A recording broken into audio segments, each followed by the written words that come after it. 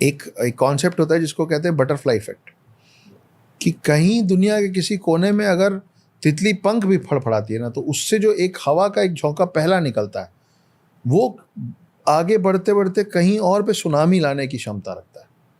तो इस पूरी दुनिया में हर चीज़ जुड़ी हुई है, किसी एक कोने में कुछ होता है उसका असर आप पे पड़ता है ना। इसीलिए रशिया और यूक्रेन का युद्ध होता है तो पूरे विश्व में मंदी बढ़ जाती है ना। ये तो बड़ा उदाहरण है, लेकिन बहुत छोटे। जैसे अभी हम बात कर रहे थे कि एक आदमी को एक दो देश में गोली मारी गई, फर्स्ट वर्ल्ड वॉर हो गया। एक आदमी फर्स्ट वर्ल्ड वॉर में जिंदा बच गया, उसके कारण सेकेंड वर्ल्ड वॉर हो गया, ठीक है।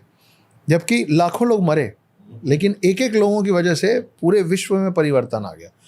तो मैंने कई जगह ये पढ़ा और सुना कि क्या होता है, बारूद में अगर नमी चली जाए तो वो फिर ब्लास्ट नहीं होता है ना। उसमें नमी चली गई, ब्लास्ट नहीं होगा। तो जिस फैक्ट्री में गोलियां बन रही थी, उसमें एक आदमी खड़ा हुआ था जो बारूद के आसपास काम कर रहा था। उसके पसीने का एक बूंद बारूद के कण पे गिरा।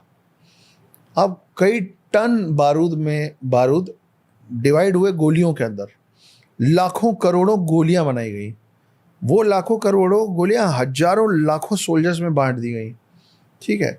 हर सोल्जर के पास कई कई 100 गोलियां थी, और वो जो बारूद का टुकड़ा जिसमें वो पसीने का बूंद गिरा था, वो इन करोड़ों गोलियों में से, इन लाखों सोल्जर्स में से किसी एक सोल्जर की 200, 400, 500 गोलियों में से एक था।